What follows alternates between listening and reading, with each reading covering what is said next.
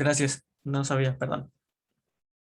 Sí, vimos ley de enfriamiento y en la plataforma está la ley de crecimiento eh, y la dilución.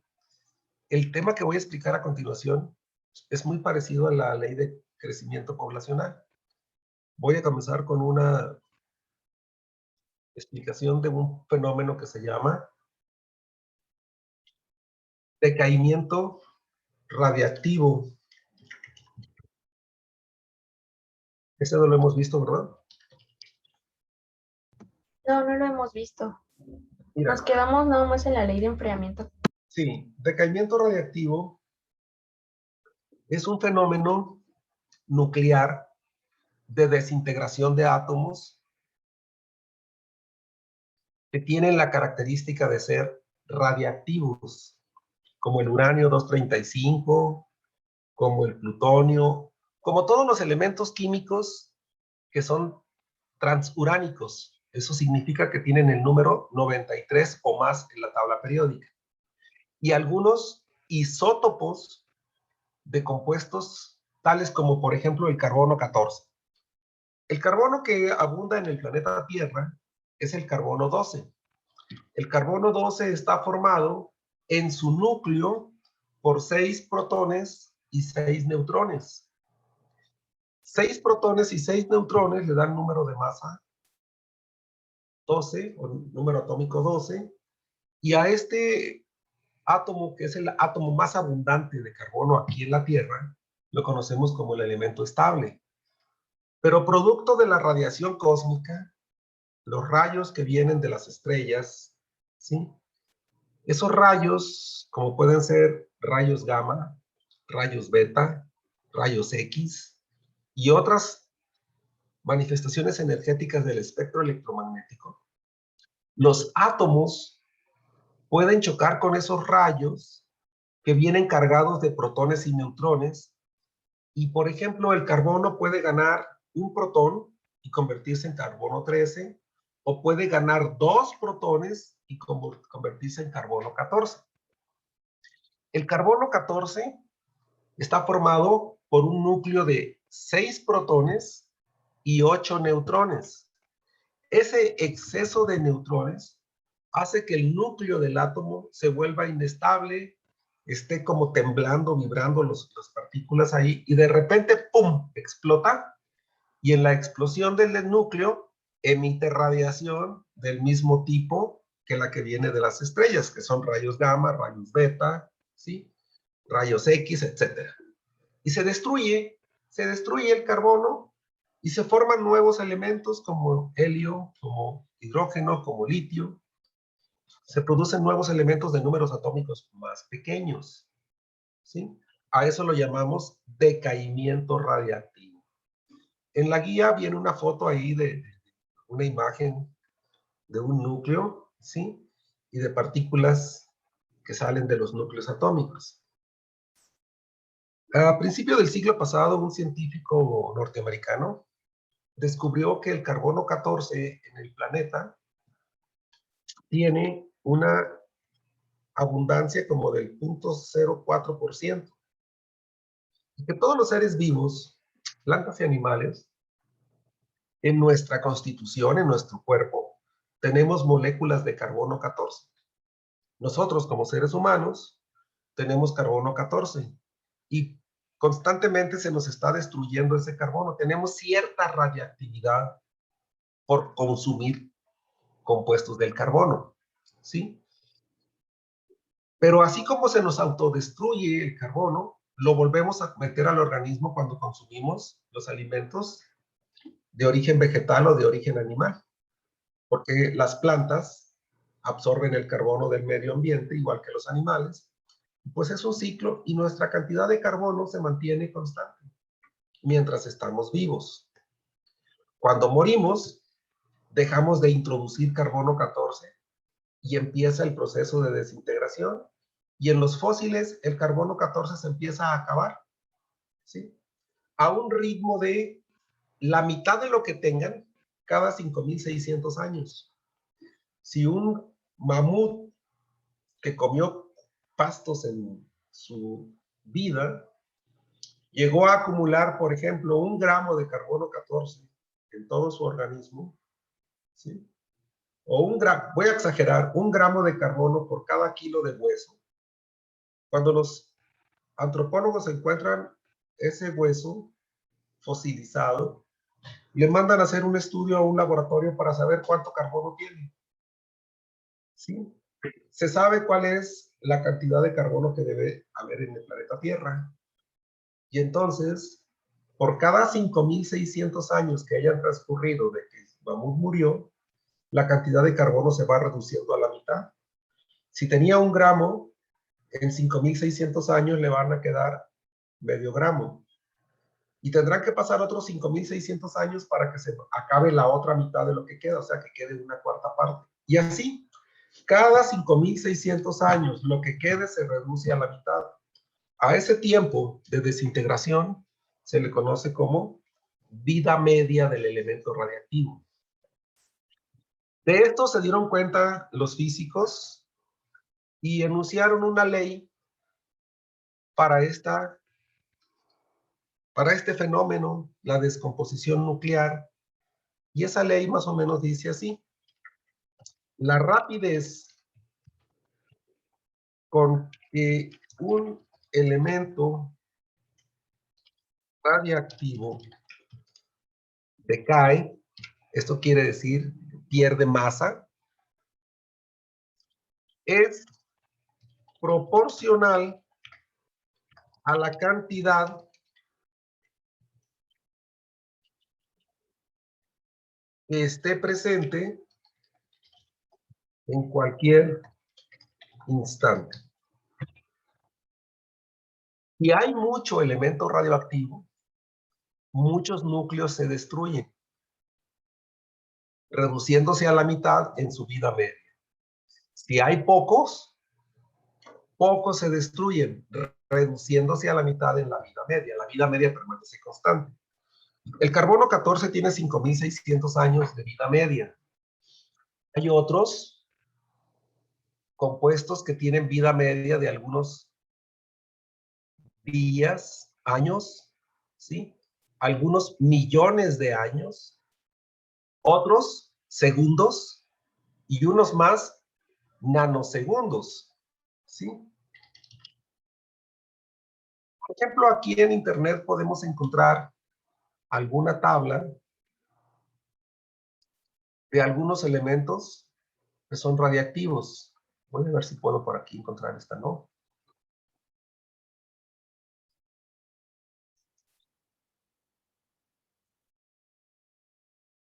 Vamos a ver si por aquí encontramos alguna. Recordarán que hace algunos años hubo un enorme terremoto en Japón, en Fukushima. ¿Sí escucharon acerca de eso?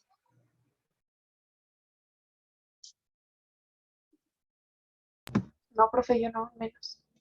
¿No supieron de eso? Hace algunos años, no muchos, hará 10 años, en Japón hubo un terremoto muy grande y causó un maremoto. Este maremoto golpeó con fuerza la central nuclear de una ciudad llamada Fukushima y escapó de la torre de enfriamiento un material radioactivo que es un isótopo de yodo. Y se vertieron miles de litros de agua contaminada con ese isótopo de yodo al mar. Se temía una catástrofe natural enorme porque la radioactividad altera las formas de vida, produce cáncer, entre muchas otras cosas. Los primeros meses fue un escándalo porque decían que había mucho elemento radioactivo en el agua. Pero al cabo de las semanas, la efervescencia de los medios de comunicación y temor de mucha gente se fue diluyendo. ¿Por qué? Porque la vida media de ese material era de 8 horas. Cada 8 horas que pasaban, la cantidad que hubiera de material radioactivo derramado en el mar se reducía a la mitad. Supongamos que hayan sido 1.000 kilos, en 8 horas quedaban 500, en 8 días eran, 8 días, En 8 días quedaban 500 kilos, otros 8 días 250 kilos, otros 8 días. Como han pasado muchos 8 días, pues ya nadie habla de la cantidad de esto. ¿Sí? Ya se acabó ese material, ya se descompuso, ya dañó lo que tenía que dañar y pues ya. Pero hace algunos años, por allá en los años 70, ¿sí? En la Unión Soviética, en una ciudad llamada Chernobyl, también explotó una planta nuclear. Ustedes todavía no nacían, quizá ni sus papás. Yo estaba en la secundaria o en la primaria, no recuerdo, cuando se dio ese evento. La radiación llegó desde Rusia hasta acá, hasta América. Se contaminaron plantas y animales en Europa, en el norte de Europa, en Canadá, en los Estados Unidos y quizá llegó hasta México. Las plantas contaminadas fueron consumidas por los animales, las vacas, y la leche en polvo que llegaba de Europa ya venía contaminada con la radiación, pero ahí fue plutonio, y la vida media del plutonio es de cientos de miles de años. Chernobyl está cerrada la ciudad, abandonada una ciudad industrial, no quedó ni una persona allí. El reactor se cubrió con enormes toneladas de granito, es una especie de cemento, para evitar que la radiación siga dañando aire y vegetación. Entonces, la reactividad es muy complicada. Quería ver si encontraba aquí algunos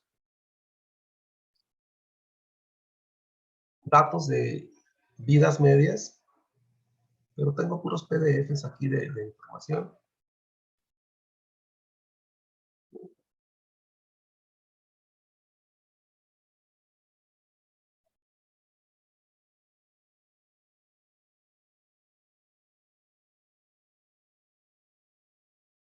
No me parecen. Pero les comento, pues hay de todo, ¿no? Hay sustancias que tienen desde nanosegundos hasta millones de años. Y existen muchos isótopos. Hay isótopos del hidrógeno, del litio, del calcio, del carbono, del oxígeno. Casi todos los elementos tienen isótopos radioactivos. Afortunadamente aquí en la Tierra son de abundancia sumamente pequeña, que hacen que la radiactividad que tenemos en nuestro planeta sea soportada por las formas de vida que hay actualmente. Entonces, este modelo que dice la rapidez con que un elemento radiactivo decae es proporcional a la cantidad que esté presente en cualquier instante, se traduce en una ecuación diferencial que nos expresa lo siguiente. El cambio en la cantidad de masa con respecto al tiempo es proporcional a la cantidad de masa que esté presente en cualquier instante. Tenemos mucha masa, muchos núcleos se destruyen y esta velocidad o rapidez se incrementa, ¿sí? Esta ecuación puede, mejor dicho, esta ley puede transformarse en un modelo, una ecuación. Quitamos la constante de proporcionalidad, introduciendo una constante de proporcionalidad, ¿sí? Esto, mejor dicho, quitando la relación de proporcionalidad y convirtiéndola en una relación de igualdad a través de la inserción de una constante de proporcionalidad. Esta constante es una característica del elemento que se esté estudiando. La K es diferente para el carbono 14, para el uranio 235, para el plutonio 328, creo que es 328, ¿sí? Para cada especie química hay una K diferente. Esta ecuación tiene siempre una condición inicial. La masa, cuando el problema empieza a ser estudiado, que es en el tiempo cero, es una masa conocida. Si no sabemos acerca de esa masa conocida, la ecuación no se puede resolver. Y además va a requerir, para identificar a la especie química, el valor de la masa en un instante determinado, ¿sí? Por una masa también conocida. Si tenemos estas dos condiciones, esta ecuación diferencial la podemos resolver. ¿Sí? La ecuación es de variables separables, es muy sencilla, se pasa la m dividiendo y se integra. ¿Sí? Separando variables, tendríamos una ecuación de la forma dm en m, ¿sí? Que es la tasa de descomposición igual a la diferencial de t. La m pasa dividiendo, la dt pasa multiplicando. Integramos ambos lados, ¿sí? Y nos quedaría que el logaritmo natural de m es igual a k por t más una constante de integración que la voy a llamar logaritmo de c. Despejando m, tendríamos que al tomar el antilogaritmo del lado izquierdo, se cancelaría el antilogaritmo con el logaritmo y me despejaría, ¿sí? Al tomar el logaritmo del lado derecho, el modelo quedaría así. C veces e a la k por t, ¿sí? La constante de proporcionalidad en este tipo de problemas es de signo negativo, debido a que la cantidad de masa decrece, decae. El signo negativo de la K implicaría que la materia se está transformando en energía, ¿sí? El valor de T tiene que ser positivo para que tenga sentido esto, ¿sí? Entonces, en este problema, siempre la K va a ser menor que 0 y T tendremos que escogerlo mayor que 0. Estas van a ser condiciones para el problema, ¿sí? La m es una función del tiempo y a esta la llamaríamos la solución general de la ecuación diferencial. Ya no hay que resolverla otra vez, se resuelve solo una vez. ¿De acuerdo? Esta sería la solución general. No hay que resolverla otra vez. Cualquier problema que tenga que ver con decaimiento radioactivo ya tiene resuelta la ecuación diferencial. ¿Hecho? Veamos un ejemplo de cómo se aplicaría esto en un problema ¿sí? Vamos a ponerle el primer ejemplo echado con carbono 14. ¿Sí? El problema lo voy a redactar de la siguiente manera. Un fósil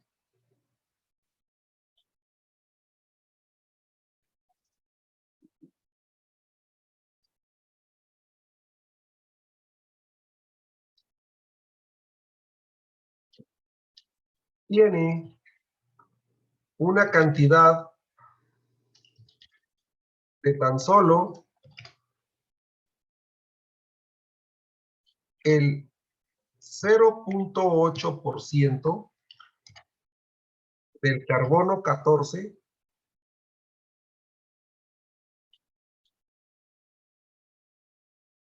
original, según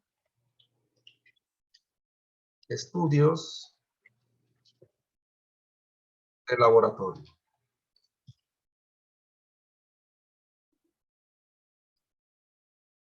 Y la vida media del carbono 14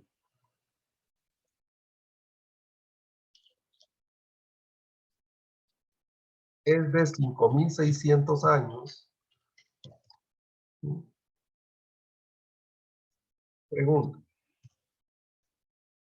¿qué edad tiene el fósil? La edad del fósil se establece como desde el día en que el animal murió hasta el momento que se hace el estudio del carbono 14. Este fósil, por la cantidad que tiene de carbono 14, que es muy pequeña, debe de tener varios miles de años, mucho más de 5.600 años. ¿Sí? Si le hubiera quedado el 50%, tendríamos 5.600 años de antigüedad de ese fósil. ¿Sí? Entonces, el problema, así de simple, consiste en lo siguiente. La solución diría así.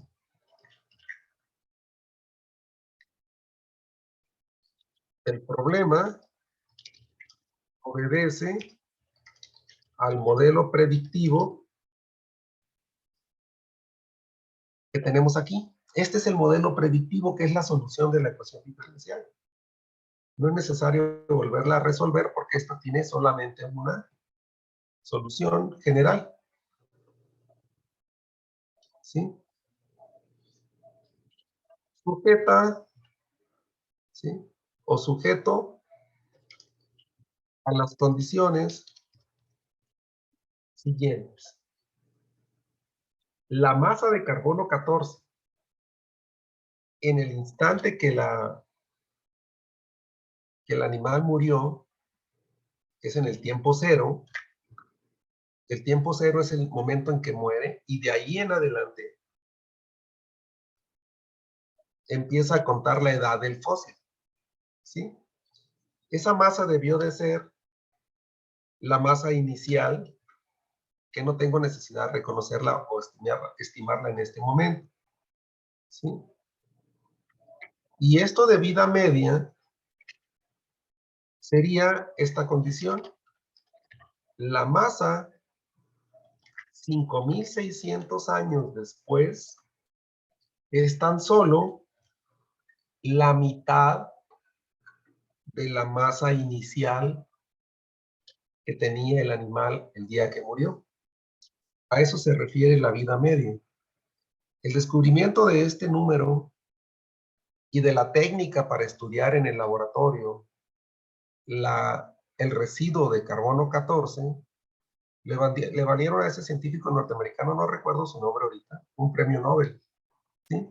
Un descubrimiento que a la paleontología le ayuda hoy a conocer de qué época corresponden los fósiles.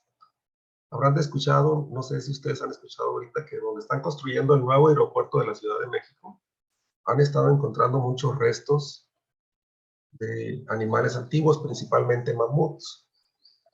Y también ahorita en el estado de Coahuila encontraron un dinosaurio que tenía pico de pato. ¿Sí? Se estima que vivió hace algunos millones de años. Eso significa que los fósiles tienen mucho menos que esta cantidad de carbono. Ahorita vamos a ver el resultado. Con la primera condición que tenemos, nosotros podremos encontrar una de las dos cantidades desconocidas de la ecuación, la C o la K. ¿Sí? Si la masa es m sub 0 y el tiempo es 0, con esta primera condición,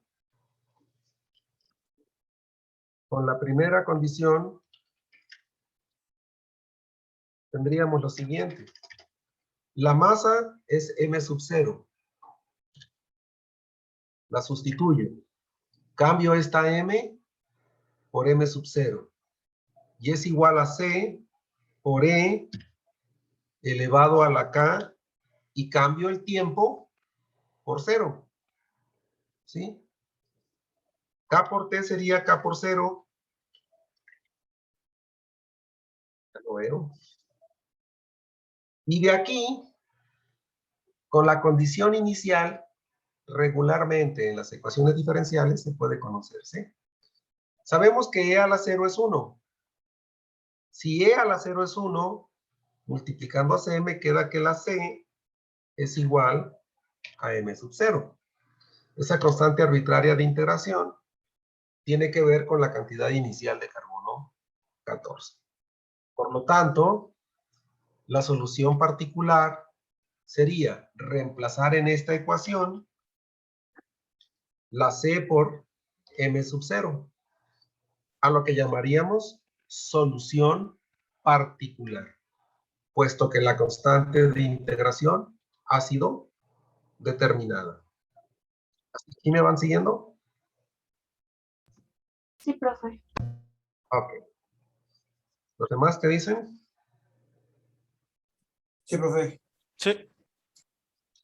Con la segunda condición,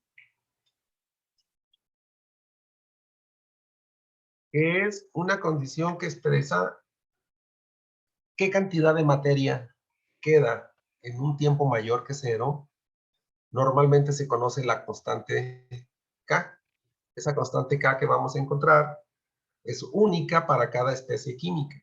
Esta constante K va a ser la constante del carbono 14. Si esto fuera uranio 235 o yodo 86 o litio 4 o hidrógeno 2, que es el deuterio, entonces la K cambiaría. Veamos. Sustituimos la M por la cantidad de masa. Y me va a quedar que la M vale 1/2 de M sub 0. Igual, sustituimos en la parte derecha el tiempo. Y el tiempo es 5.600 años. ¿Sí?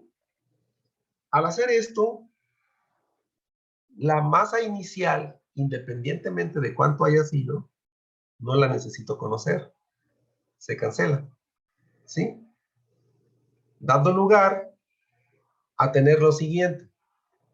Si yo quiero despejar la K, ¿cómo quedaría la K despejada? Si quiero despejar acá, tengo que sacar logaritmo para destruir esto en ambos lados. ¿Cómo quedaría acá despejado?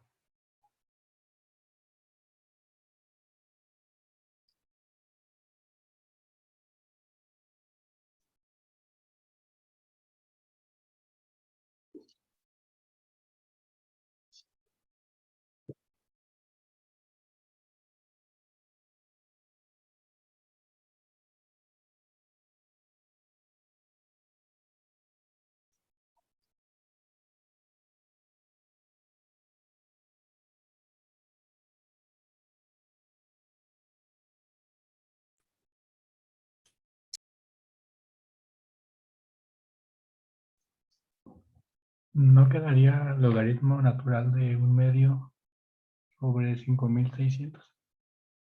Sí. Logaritmo natural de 1/2 sobre 5.600. ¿Cuánto vale esto?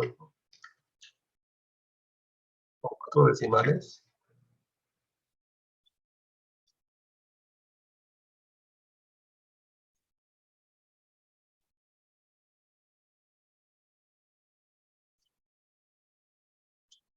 Por notación científica, no sé. Me da menos 1.2377 por 10 a la menos 4. Ok. Número muy pequeño, pero muy significativo. Entonces, el modelo para el fechado con carbono 14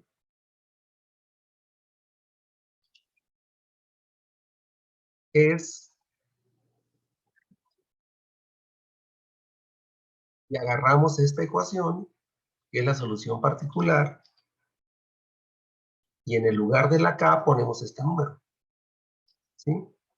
Sustituimos acá, en la parte del exponencial, por ese número, y aquí tenemos el modelito. ¿Sí? ¿De acuerdo? Con este modelito, nosotros ya podemos darle respuesta al problema. ¿Sí? De aquí en adelante, cualquier problema que tenga que ver con carbono 14, se utiliza este modelo.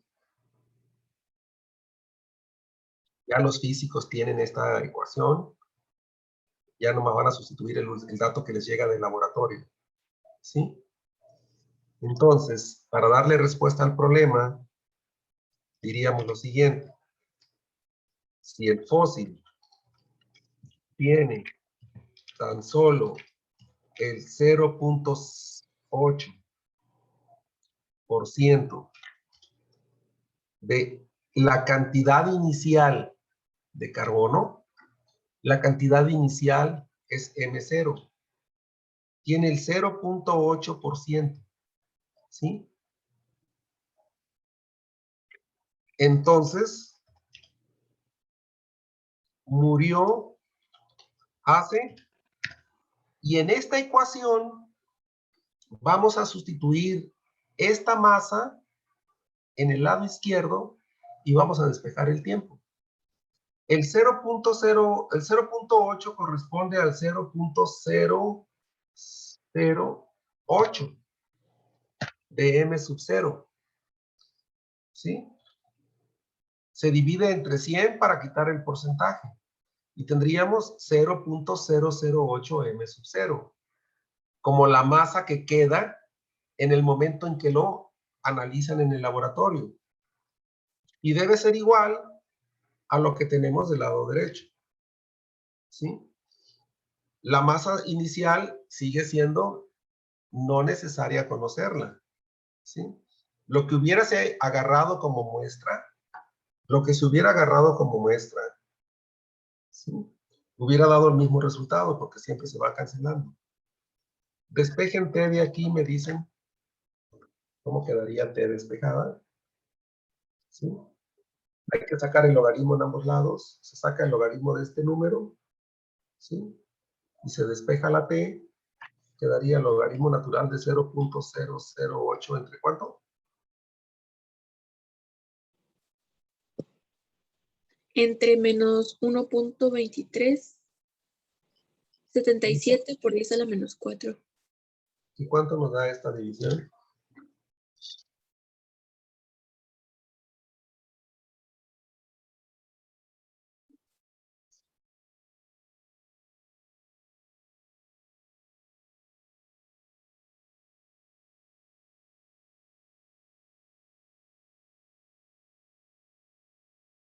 Me da 39.010. 39.010 años. El propietario de los huesos que se encuentran vivió hace 39.000 años en la Tierra, según el contexto del problema. ¿Sí?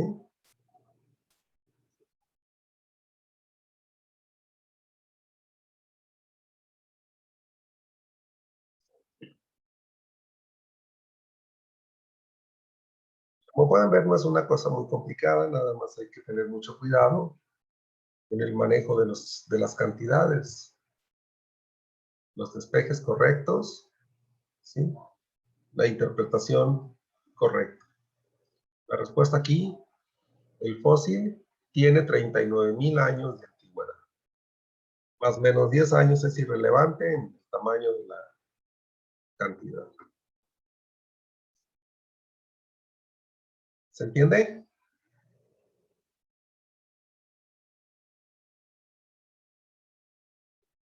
Sí, profe.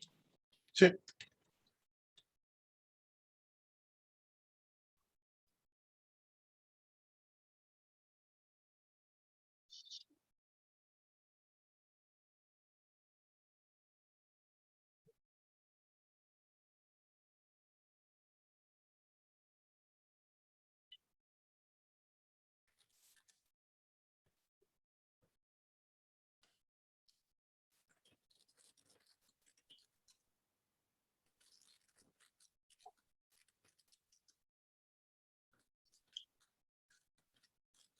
¿Preguntas, dudas?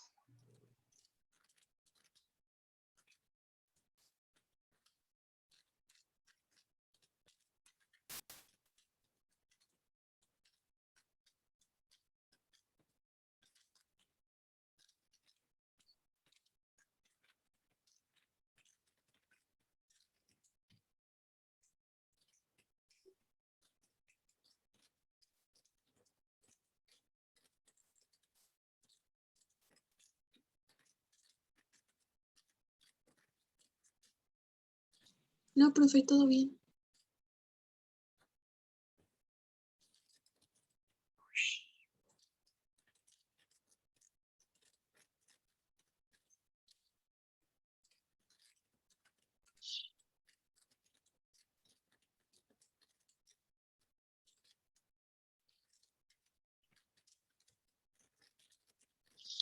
Vamos a ver un ejemplo 2.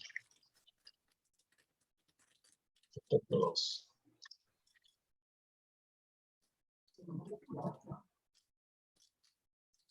Este dice así.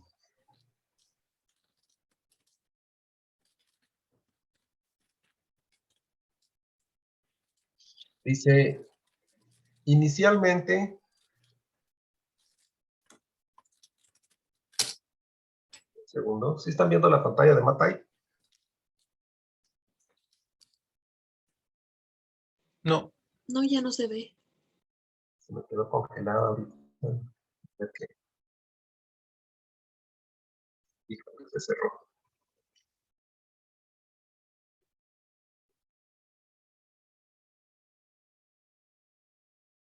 Se cerró la pantallita, no hay problema. Vamos a ver. ¿Sí?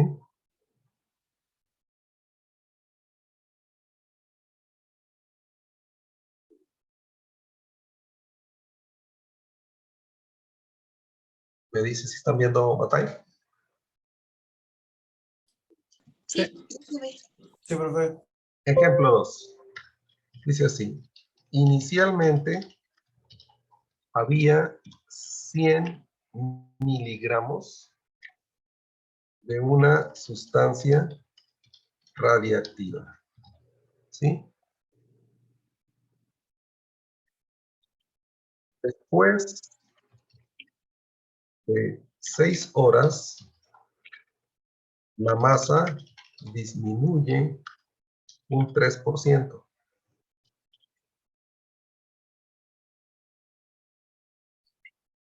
Si la sustancia obedece la ley de decaimiento, ¿sí? Si la sustancia obedece la ley de decaimiento,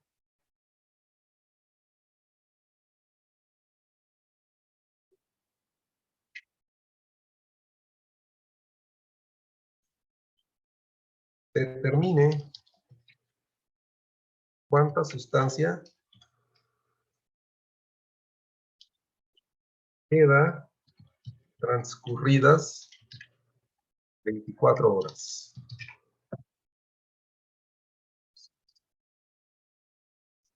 Este problema también puede ser utilizado no necesariamente para sustancias radiactivas. Por ejemplo, tú te tomas una pastilla que tiene 100 miligramos de sustancia activa, una aspirina, un paracetamol, un ketorolaco, una pastilla X, ¿sí? Una pastillita azul de esas que anuncian en la televisión.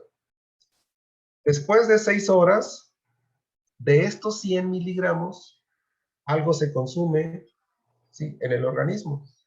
El organismo lo atrapa, lo metaboliza, lo utiliza y va disminuyendo la cantidad, ¿sí? La sustancia, si obedece este tipo de ley, que decrece a manera proporcional a la cantidad que esté presente, podemos saber cuánta sustancia quedan cada 24 horas, cada 48 horas, y de esa manera los médicos saben cada cuánto tiempo debes de tomarte la pastilla para mantener un cierto rango de masa activa en el organismo para que esté funcionando la medicina, ¿sí? Si te las tomas muy espaciadas, puede ser que pase mucho tiempo sin que tu organismo contenga la sustancia activa presente. Si te las tomas muy pronto, una de la otra, te puedes envenenar. Entonces, el problema tiene muchos contextos, tiene muchas aplicaciones de manera directa. Entonces, este problema, ¿sí?, es muy parecido al otro, nada más que no me dicen qué es carbono 14, pero me dan un dato. Me dicen en cuántas horas queda una cantidad determinada. Y entonces, para resolver este problema, la solución es la siguiente, ¿sí? La sustancia, ¿sí?, tiene como modelo la ecuación y agarramos la misma ecuación predictiva que obtuvimos cuando resolvimos la ecuación diferencial, que decía que la masa en función del tiempo era igual a ¿cuánto? A C, ¿por qué?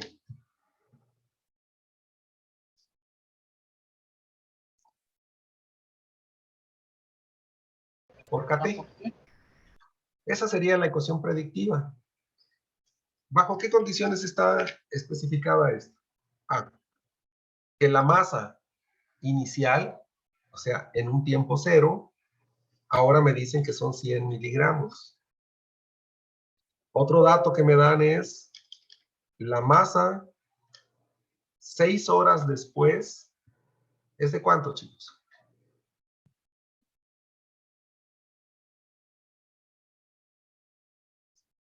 Del 8%. Ah, no, 3%. Del 3% del original. No, fíjate bien lo que dice. Después de 6 horas, esta masa ha disminuido un 3%. ¿Cuánto te queda? Serían 97% de lo... Me quedaría 97 miligramos. ¿Sí?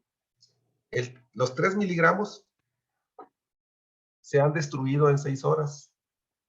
¿Sí?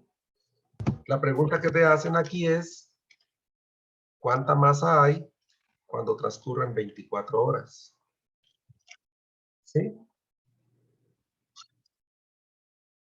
Esta es la pregunta que te hacen. Si al principio tenía 100 y se destruyen el 3%, en 6 horas te quedan 97 miligramos. ¿Cuánto te va a quedar 24 horas después? ¿Sí? Y lo que aprendimos ahorita en la solución del problema fue la siguiente. Cada condición se evalúa en la ecuación. ¿Sí? Con la primera condición,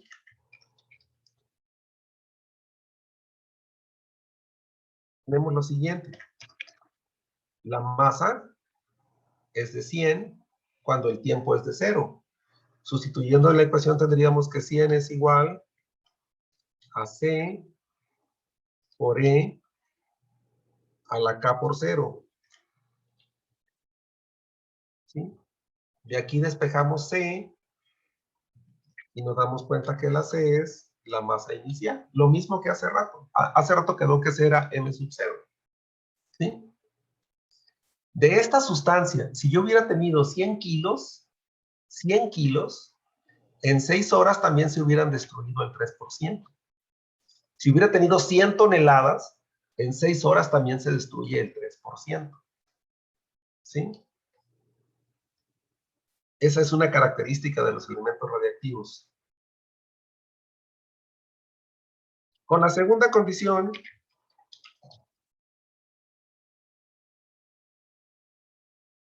tendríamos lo siguiente. La masa a las 6 horas es de 97. La constante ya la conozco. ¿Sí? Y tendríamos aquí K por 6. ¿Sí? K por 6. El tiempo vale 6 y la masa 97. Sustituyo en la ecuación previo valor de C que encontramos en el paso anterior y de aquí despejamos, ¿sí? K. Esta K va a ser diferente a la K que sacamos hace rato, de menos 1.73 por 10 a la menos 4 para el carbono. Esta va a ser específica de esta sustancia. ¿Cuánto vale K ahora?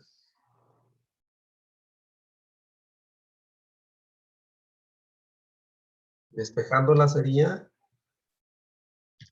logaritmo natural de ¿quién? De 97. De 97 sobre 100. Primero hay que pasar el 100. Pasas el 100 dividiendo para que quede la exponencial sola y le puedas sacar el logaritmo y se anule. ¿Sí? Y esto vale aproximadamente ¿cuánto? Menos 5.0765. Por 10 a la menos 3. Menos 5.0765. 6. ¿Está bien? Por 10 a la menos 3. Por 10 a la menos 3. Por 10 a la menos 3. Ya tenemos el valor de la K. ¿Sí? Este valor sería el de cualquier sustancia que en 6 horas pierda el 3%. ¿Sí? Entonces,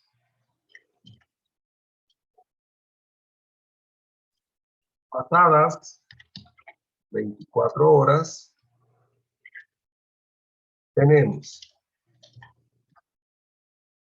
esta cantidad sería la masa 24 horas después es igual a 100 por E elevado a la K, ¿sí? Por 24. Estoy sustituyendo el tiempo en la función. Aquí estoy evaluando la función a 24 horas después. ¿Cuánto me da esto?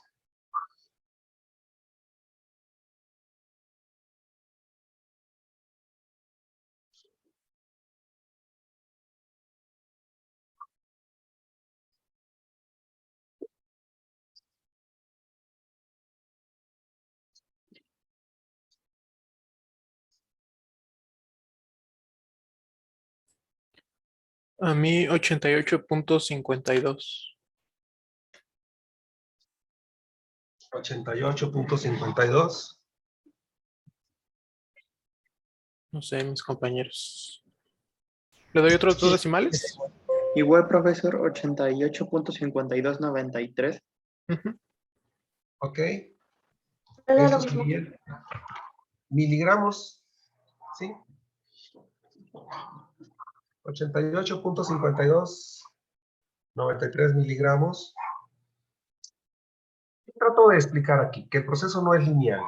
Si en 6 horas se va el 3%, no significa que en 12 horas sea el 6 y que en 24 sea el 12.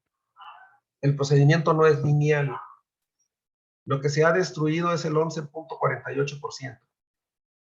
11.48. Si fuera lineal sería el 12%. ¿Sí?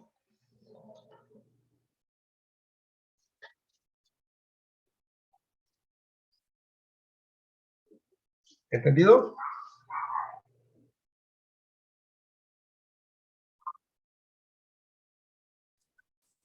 Sí. Ok. ¿Alguna duda, alguna pregunta?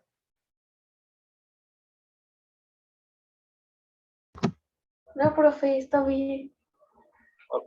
Profe, ¿y entonces cómo se le haría para lo de... Bueno, es que vi que en el problemario había uno de crecimiento de bacterias. Es igual, igualito que esto. La única diferencia es que si comienzas con 100 bacterias, ¿sí? En 6 horas después no vas a tener 100, vas a tener más de 100. O sea, no vas a tener 97, vas a tener 110. Es igualito, igualito el problema. Se razona igual. Solo que la K te va a salir positiva. Si la K sale positiva es que la cantidad está aumentando. Si la K sale negativa, quiere decir que que la sustancia está disminuyendo. ¿Sí? Eso lo expliqué la vez pasada, el de poblaciones. Fue en la clase de lunes.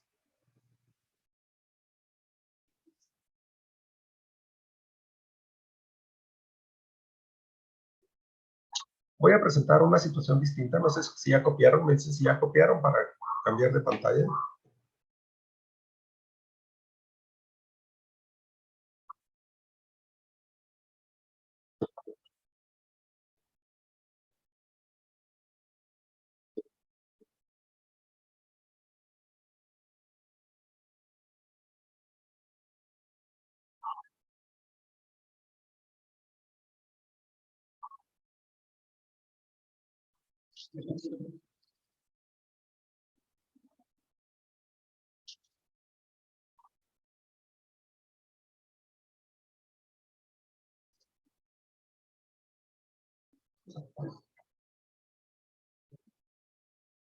Ustedes me dicen cuándo terminan de copiar.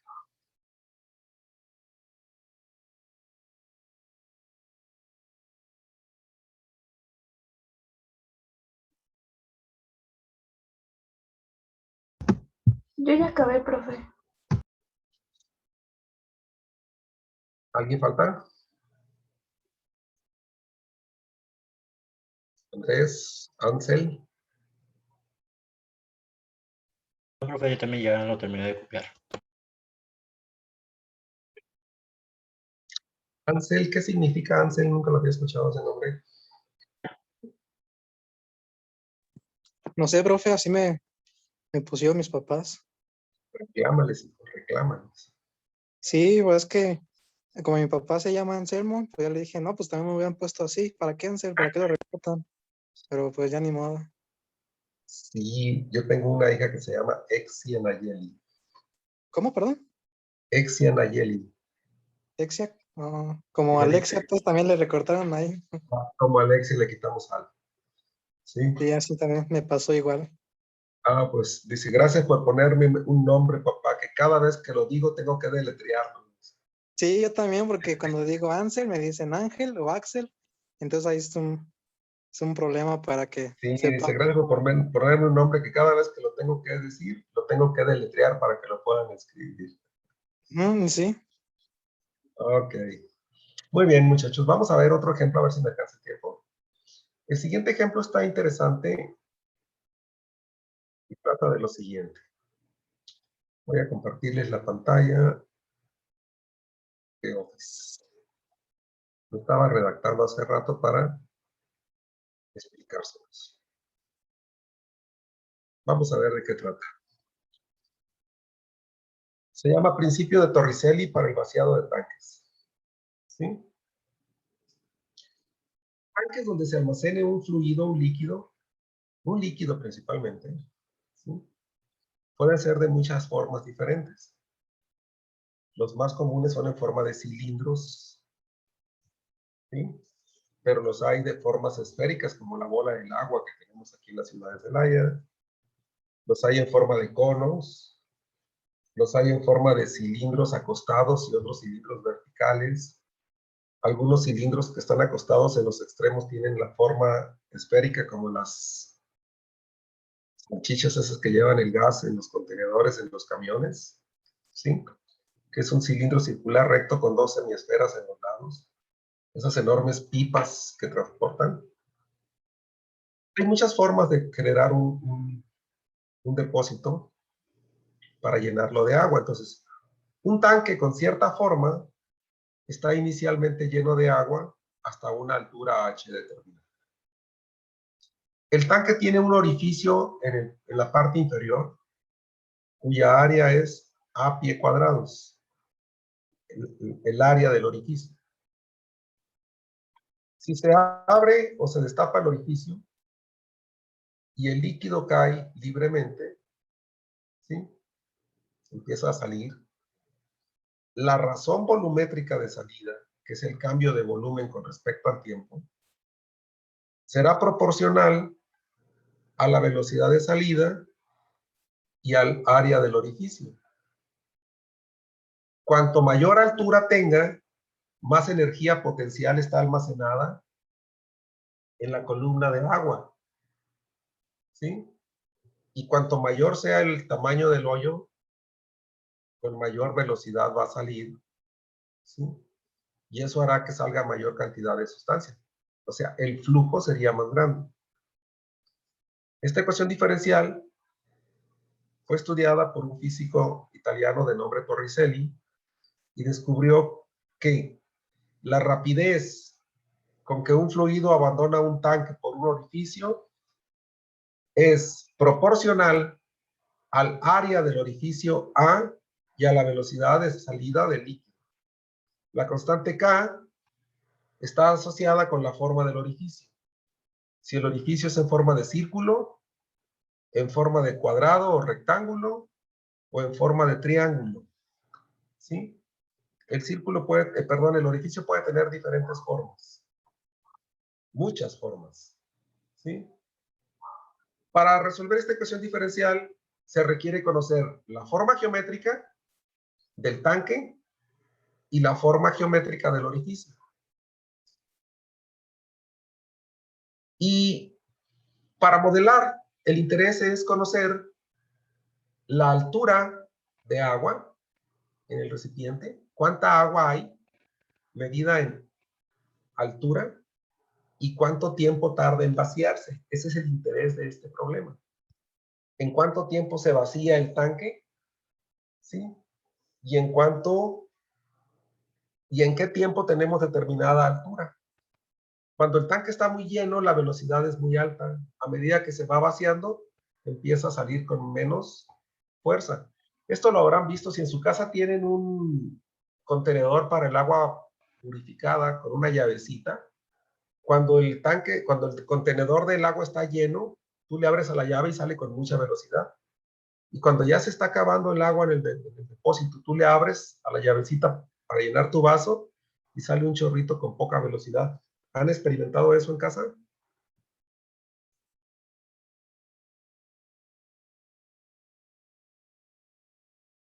Sí, profe. O lo mismo, tienen un tinaco en la azotea. Si está lleno y le abren a la regadera, sale con mucha fuerza. Si casi no hay agua, se está acabando el agua del tinaco y se están bañando, se van a dar cuenta cómo el chorrito del agua en la regadera empieza a disminuir. Este principio se llama principio de Torricelli. Aplicando la ecuación de conservación de energía que dice que toda la energía almacenada como energía potencial dentro del tanque por el agua se convierte en energía cinética cuando el agua empieza a fluir, utilizamos las ecuaciones de energía cinética y energía potencial, y por la ley de la conservación, como la energía no se crea ni se destruye, solo se transforma, ¿sí? La columna de agua se convierte, ¿sí?, su energía potencial en energía cinética. Si la energía cinética es un medio de la masa por la velocidad al cuadrado, y la energía potencial es el producto de la masa por la gravedad por la altura, podemos despejar la velocidad, ¿sí? Se cancelaría la masa y quedaría que el 2 pasaría multiplicando, y para conocer la velocidad extraemos la raíz cuadrada positiva. La velocidad sería raíz de 2GH, ¿sí? Que sustituida aquí en la ecuación, en el último factor que es V, el flujo de agua abandonando el depósito sería menos K por la raíz de 2GH. La gravedad en el sistema americano la vamos a considerar 32 pies por segundo al cuadrado, y en el sistema internacional en 9.8 metros sobre segundo al cuadrado aproximadamente. Experimentos en este tema, que son muy característicos de la física, establecen que la constante depende de la forma del orificio, como les mencionaba. Algunos valores conocidos reportados en la literatura son los siguientes. Si el orificio tiene forma rectangular, la constante es 0.8. Si el orificio tiene forma triangular, la constante oscila entre 0.65 y 0.75. Si el orificio es forma de círculo, la constante es 0.6. A menor valor de la constante, mayor velocidad de salida. ¿Sí? Con estos datos, con esta ecuación, si yo quiero modelar cómo está fluyendo el agua de un contenedor hacia el exterior, necesito tener como datos la forma del orificio y la forma del recipiente. Y en esta ecuación voy a hacer los cálculos correspondientes según la geometría que tengamos. Por ejemplo, no sé si me espero un poquito para que copien esto.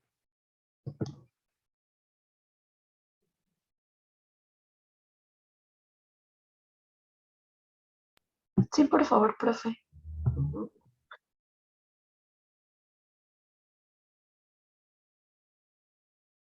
Les decía, el interés de este problema es calcular la altura de agua en función del tiempo para saber cuánta agua queda, ¿sí? Y la otra, el tiempo necesario para que el depósito se vacíe. Es un problema de física, ¿sí?, que involucra la ley de conservación, ¿sí?, y un principio que es el drenado o vaciado de tanques.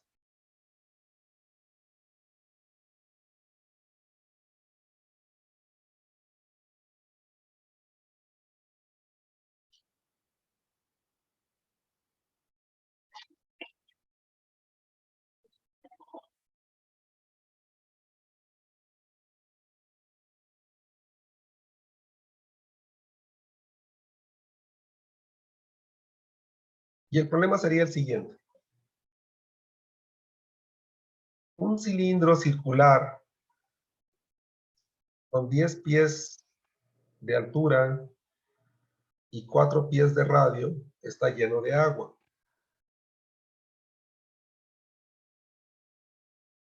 Se encuentra dispuesto en forma vertical y con un orificio en forma de círculo de 4 pulgadas de diámetro en la parte inferior. ¿Sí? Aquí tenemos ese cilindro. Tiene 4 pies de radio, 10 pies de altura y al centro, en la parte inferior, tiene un orificio de 4 pulgadas. El agua va a empezar a salirse por ese agujero. Te pido hallar la altura del agua como una función del tiempo. En los primeros segundos, ¿sí? O en los primeros minutos, el agua sale con mucha velocidad y la altura decrece muy rápido. Pero a medida que va disminuyendo la altura, también está disminuyendo la energía potencial almacenada porque tenemos menos masa. La energía potencial depende de la masa y de la altura. Si hay poca masa y poca altura, esta energía es pequeña. Y esta energía se va a convertir en energía cinética, entonces la velocidad va a ser pequeña. Y si la velocidad es pequeña de salida, pues sale poco fluido, ¿sí? Entonces el proceso no es lineal, ¿sí? Eso significa que si en un minuto se vacía el 10%, en 2 minutos no se vacía el 20%. Los procesos no lineales son los que son más complejos de interpretar. Los procesos lineales son los que obedecen la regla de 3. Este no es un problema de regla de 3. ¿Me captan? Sí, profe. Ok. Entonces, quiero hallar la altura de agua en función del tiempo y quiero el tiempo requerido para que el cilindro se vacíe. En este caso, voy a tener la necesidad de encontrar un elemento diferencial de volumen, ¿sí? Este elemento diferencial de volumen sería una rebanada, entre comillas, de agua en forma de un disco, ¿sí? A esto lo llamamos un elemento diferencial. Para resolver este problema, voy a recurrir a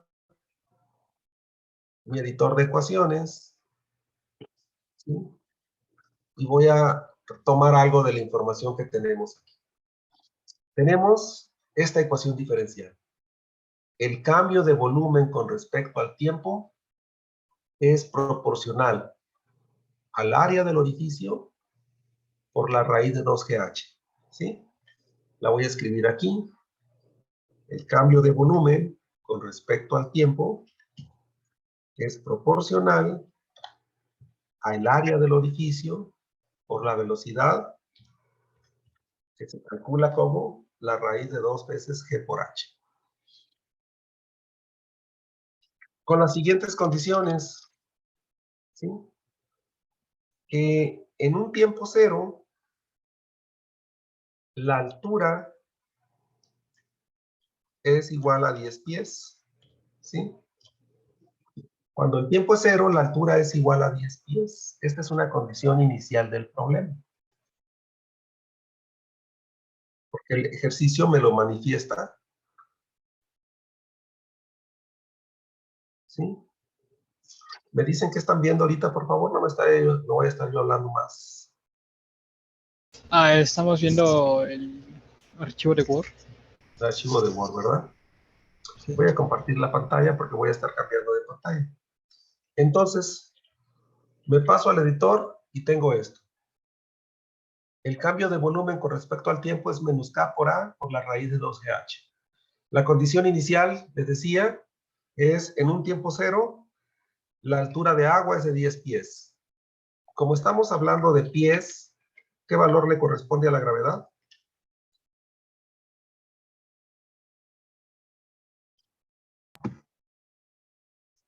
¿9.81 metros sobre segundo al cuadrado? No, porque está hablando del sistema inglés, ¿no? Ah, Estamos sí. hablando del sistema inglés. Serían Fijas nomás. 10 sobre segundo al cuadrado, no pasa nada. ¿Sí? Como el agujero se dice que es en forma de círculo, ¿sí? El valor de K que vamos a manejar es 0.6, ¿sí? K va a ser igual a 0.6. Y un dato adicional que les voy a dar, un pie equivale a ¿cuántas pulgadas? 2.2, creo. ¿No? Ah, no, es 2.5 y algo. 2.54. Esa es la pulgada a centímetros. Yo quiero pie a pulgadas. ¿Cuántas pulgadas tiene un pie? 12. 12 pulgadas. ¿Sí? Un pie son 12 pulgadas, son como 30.48 centímetros. Necesito estos datos. Voy a poder calcular la gravedad. No calcular, voy a poder sustituir la gravedad. La K porque la conozco. La altura no es la que voy a estimar, esta es la que quiero conocer. ¿Sí? Necesito conocer el área del círculo en pies para que sea consistente la unidad. Y necesito transformar el flujo en un elemento de altura. Vamos a ver. ¿Sí? El área del orificio en pies cuadrados es... ¿Cómo se calcula el área de un círculo? Pi por radio al cuadrado. Pi por radio al cuadrado. ¿De acuerdo? ¿De qué medida se dice que es el diámetro del orificio? De 4 pulgadas. 4 pulgadas. Ese es el diámetro. ¿Cuál sería el radio? 2 pulgadas. El radio serían 2 pulgadas. ¿Sí? Pero necesito que estas pulgadas se conviertan en pies y voy a meter un factor de conversión. Un pie equivale a... ¿Cuánto? Sería un doceavo. Ajá, ahí. 12 pulgadas. ¿Sí? ¿Cuánto me daría esto? Un sexto. Un sexto elevado al cuadrado. Un 36avo. ¿Sí? Sí. Por lo tanto, el área sería pi sobre 36 pie cuadrados. ¿Sí? Eso sería el área del círculo. Ya conozco K, conozco A, conozco G, no conozco H, eso es lo que me están preguntando. Pero esta ecuación diferencial, conociendo K, A y G, le siguen quedando 3 incógnitas, que son la altura, que va a estar cambiando a medida que pase el tiempo, la cantidad de agua dentro del tanque que va a estar cambiando, y el tiempo. Tengo 3 incógnitas. Necesito reducirla a 2. Y yo sé que existe una relación entre el volumen y la altura. ¿Sí? ¿Cuál es el volumen de un cilindro circular recto? ¿Cuál será el volumen de un cilindro circular recto?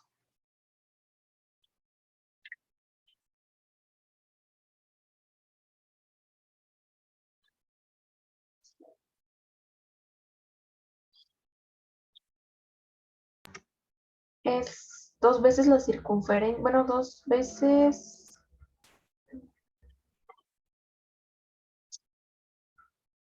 No. A ver, muchachos. Mario, Ángel. 2 pi por radio al cuadrado por altura. El No, volumen me de un acordaba que cilindro sí. es área de la base por la altura. Vean la figura. Área de la base, que sería el círculo verde, por altura. ¿Cuál sería La fórmula. Pi por radio al cuadrado por altura. Pi por radio al cuadrado por altura. La altura sería h. ¿Sí? Este es el volumen de un cilindro, donde el radio permanece constante y la altura va a ser la que va a estar variando. Me refiero al agua, no al recipiente. El recipiente no se deforma, ¿sí? El agua adopta la forma del recipiente que lo contiene por ser un fluido. Y a medida que el agua abandona, la altura de agua va disminuyendo y el volumen de agua va disminuyendo, ¿sí? El volumen de un cilindro circular recto es este. Ahora, aquí la asociación de idea que hacemos es la siguiente. El volumen de agua es el mismo volumen que tiene el cilindro, ¿sí? Dado que el agua adopta la forma del recipiente que lo contiene. De manera diferencial, se tendría lo siguiente. Si diferenciamos el lado izquierdo, diferenciamos el lado derecho. Y quedaría pi r cuadrada diferencial de h. La diferencial de b sería db. La diferencial de h, tomando que pi r cuadrada es constante, ¿sí? Y esto se aprecia en la figura. Este elemento diferencial que tenemos aquí es un elemento diferencial de volumen. Su área es la misma en cualquier momento, ¿sí? Lo que varía es la altura. Se va haciendo muy pequeña la altura. Por eso tomamos aquí un elemento de altura, ¿sí? Y como flujo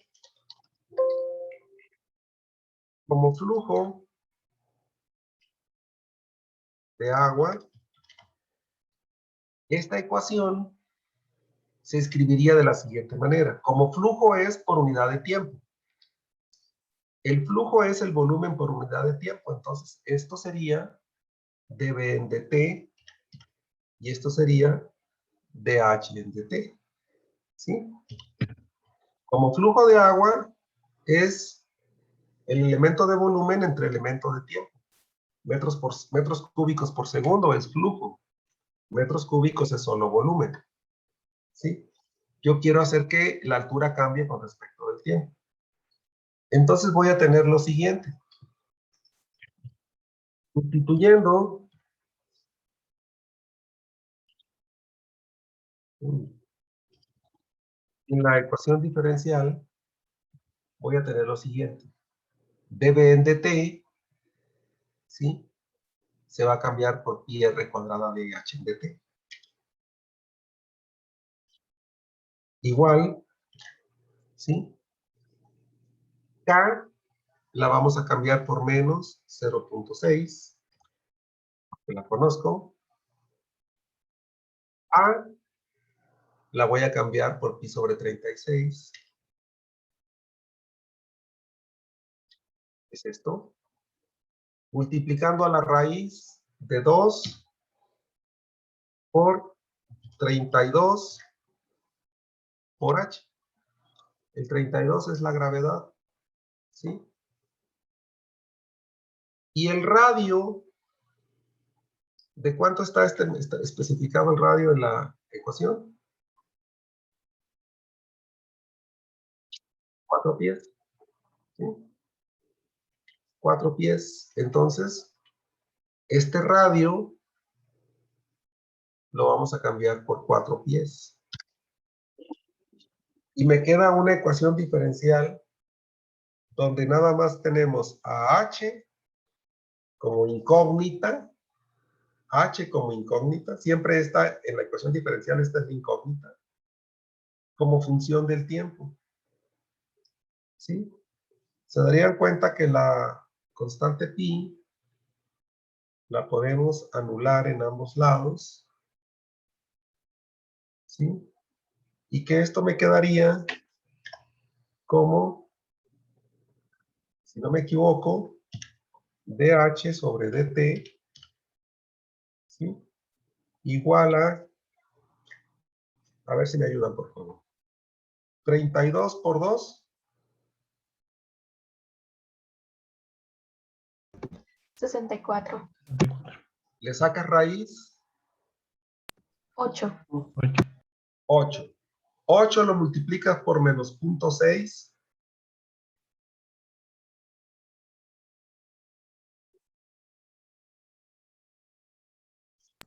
Menos 4.8. Lo divides entre 36.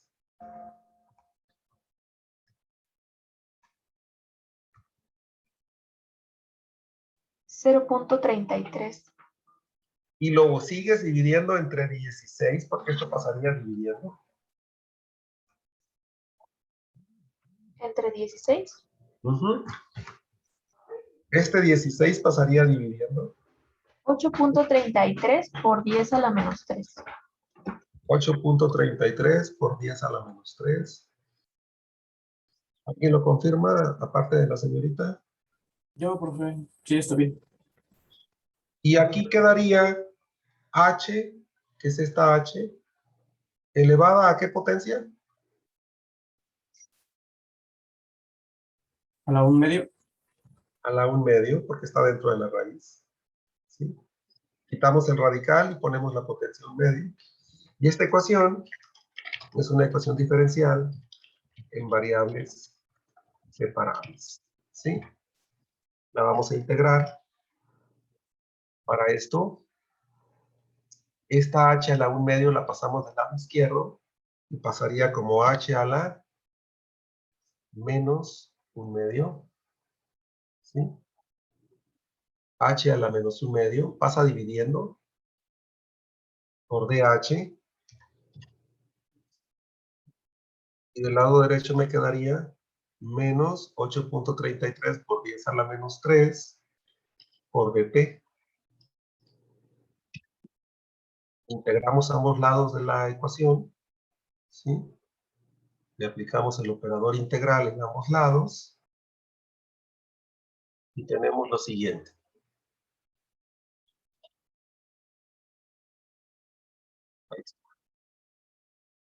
La integral de h a la menos 1/2 sería h a la menos 1/2 más 1 entre menos 1/2 más 1. Me quedaría 2 veces h a la 1/2 positivo. Del lado derecho me queda menos 8.33 por 10 a la menos 3 t más una constante de integración. ¿Sí?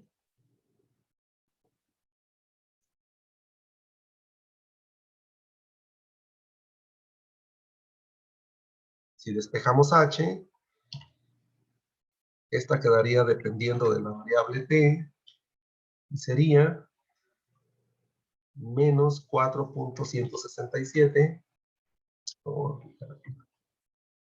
no veo, menos 4.167 por 10 a la menos 3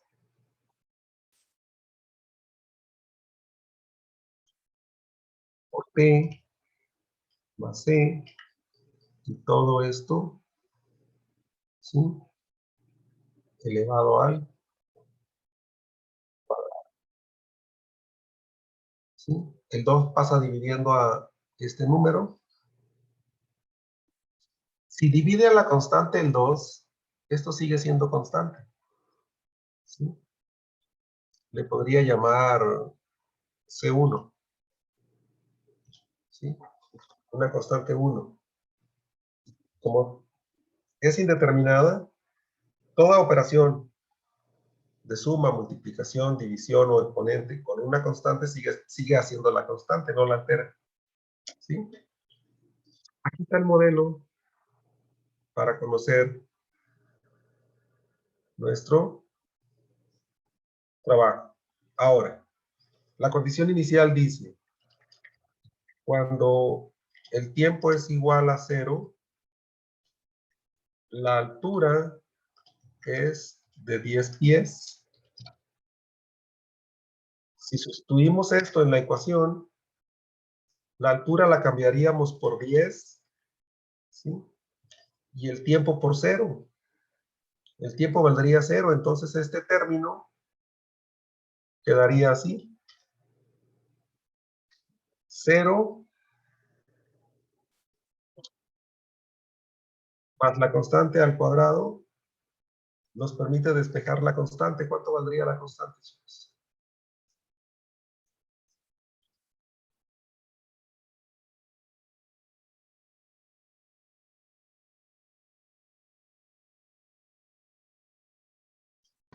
Valdría 10. No es cierto. Sería raíz de 10. Raíz de 10, muy bien. Sí. Entonces, ahora sí, ya evaluada la constante, el modelo predictivo, que es lo que me interesa, sería esta ecuación, ¿sí?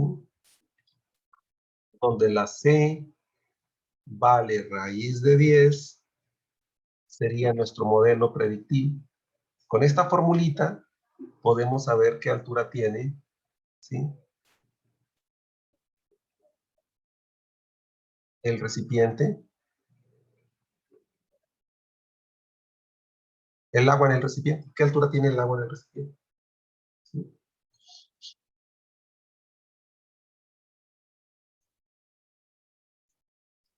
Eso daría pie a la primera pregunta del problema. Déjenme mostrarla. Hallar la altura del agua como una función del tiempo. ¿Sí? Este sería el modelo predictivo. Esta es la altura del agua, H, como una función del tiempo. Cuando el tiempo vale 0, este término desaparece, la raíz de 10 se eleva al cuadrado y la altura vale 10. Hagamos un pequeño ejemplo. ¿Qué altura tendría cuando han pasado 5 minutos? 5 segundos, mejor dicho, porque estamos en tiempo en segundos. ¿Sí? Tiempo en segundos. La gravedad fue metros sobre segundo al cuadrado. ¿Sí? Sustituyen aquí la T por 5. Me da 9.86. 9.86. 10. En 5 segundos ha bajado 0.14 pies. ¿Cuál sería la altura en un minuto?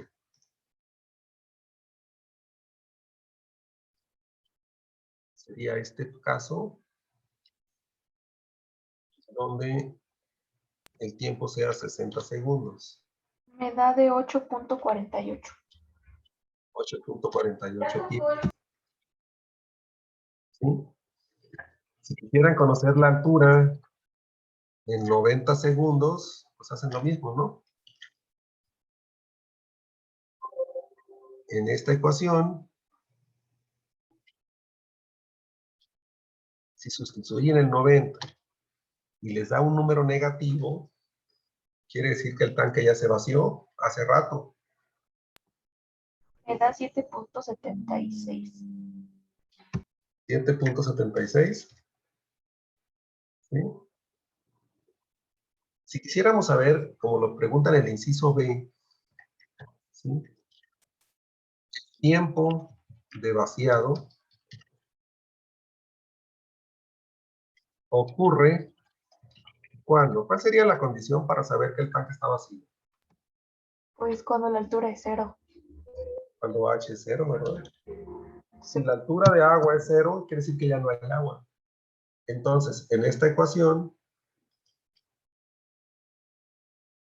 la altura se sustituye por 0,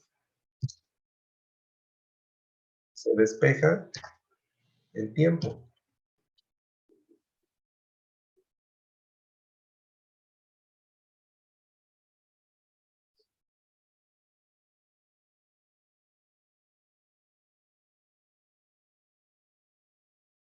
Y ese tiempo despejado quedaría como raíz de 10 entre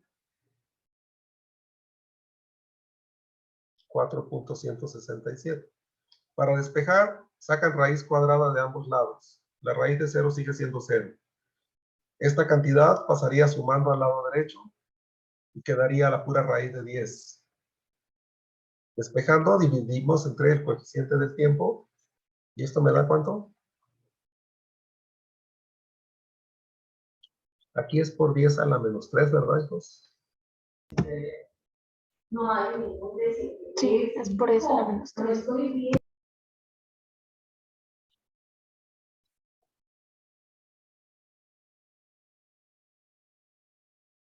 Sí, aquí era por 10 a la menos 3. ¿Cuánto les da?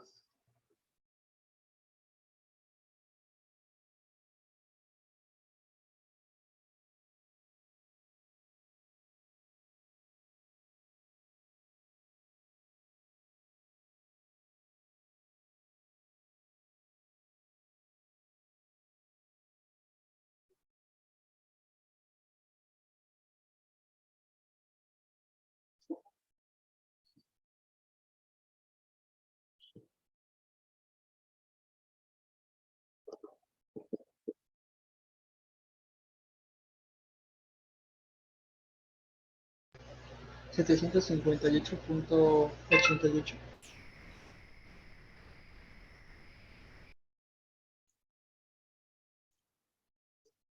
¿Qué unidades?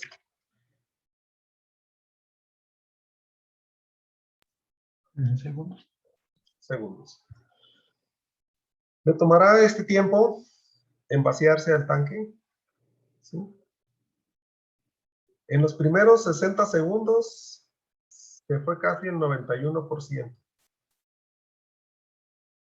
En 60 segundos se fue el 91%. Le va a tomar 700 segundos más en acabarse el 8.5%. ¿Por qué? Porque como hay poca altura, esta es una altura pequeña, la energía potencial disminuyó demasiado, ya no tiene velocidad para salir el agua, ¿sí? Le va a tomar más tiempo en vaciarse el tanque. En los primeros instantes sale mucho, después va disminuyendo gradualmente.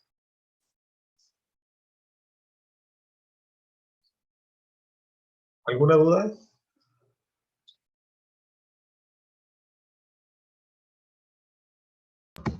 No, profe, todo claro. A ver, muchachos. ¿Alguien tiene alguna pregunta? La señorita ya confirma que ella sí la entiende, no sé ustedes.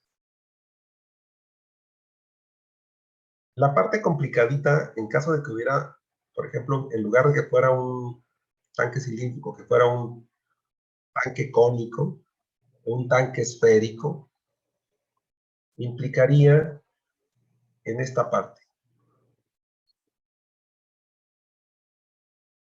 en esta ecuación, en la forma del volumen que tiene el agua dentro del tanque, ¿sí? En un tanque cónico no trabajaríamos de esta forma porque el radio está variando. Aquí no, el radio es constante. En un cono,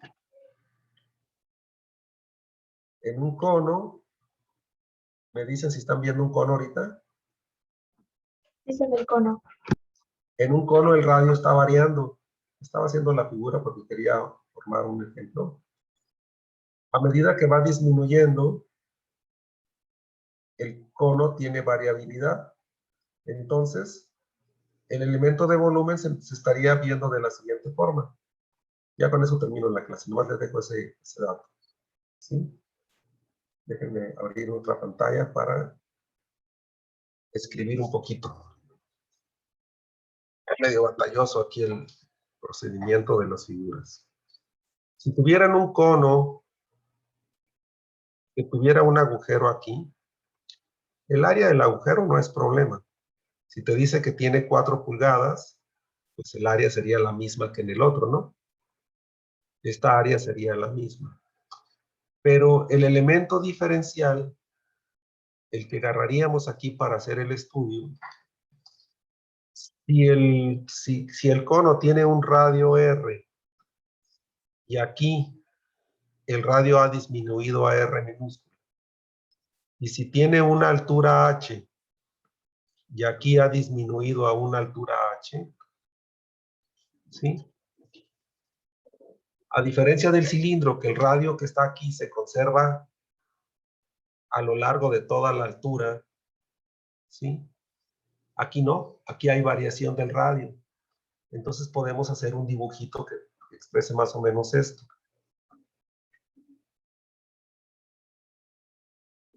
Este sería el radio menor y este sería el radio mayor. Esta sería la altura mayor y esta sería la altura menor. Y podemos ver que hay dos triángulos, ¿sí? Dos triángulos ahí. El primero sería este. El segundo sería este. Y esos triángulos tienen un mismo ángulo teta. ¿Cuánto vale la tangente de teta en el triángulo más grande?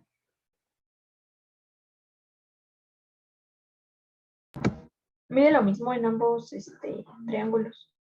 Pero con relación a las variables, ¿cuál sería la tangente de teta en el triángulo más grande?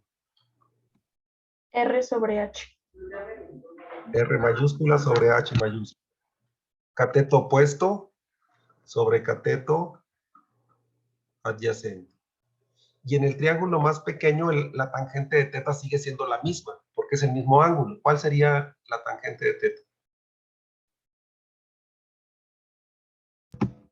R minúscula sobre H minúscula. Y a esta le llamamos una proporción, ¿sí? De aquí puedo despejar R minúscula, y R minúscula sería R por H sobre H. Esta sería la variable que me interesa. Esta es mi variable. Entonces, el diferencial de volumen sería pi, ¿sí? Por R cuadrada, área de la base, esta base, por la altura, pi R cuadrada H, ¿sí? Pero para que sea diferencial aquí sería de H. Pero como tú sabes quién es R, esa R la cambias por RH sobre H al cuadrado. Esta R la sustituyes aquí en la fórmula del diferencial. Si quieres flujos, le pones la diferencial de t abajo a estas derivadas, ¿sí? Y esta sería la parte izquierda de la ecuación de Torricelli, ¿sí? La parte derecha sería la misma que tiene el otro problema, porque la otra depende del agujero circular, que es K. Si el agujero tiene 4 pulgadas, tiene la misma área en el cilindro que en el cono, ¿sí? Y el problema se puede resolver bajo este criterio. La ecuación va a cambiar por esta razón, por esta parte de aquí.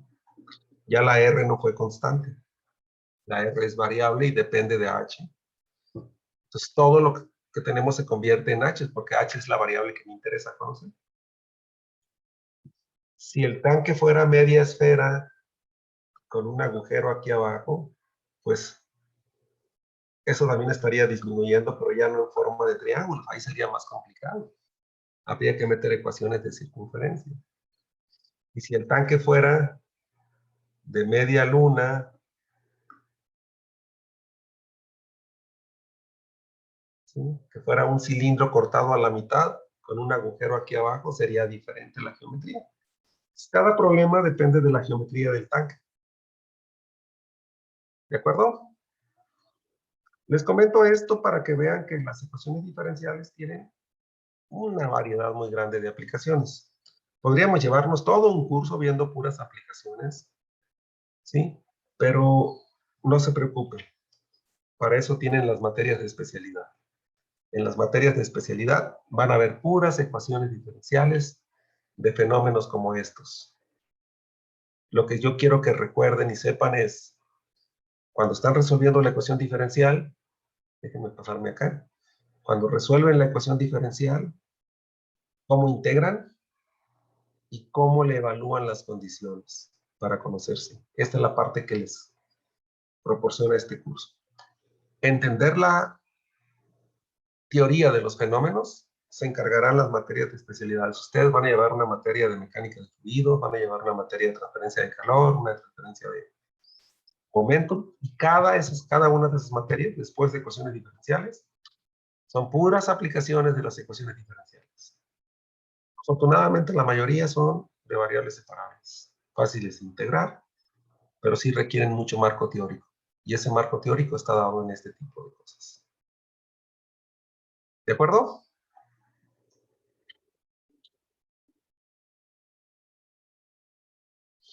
Sí, profe.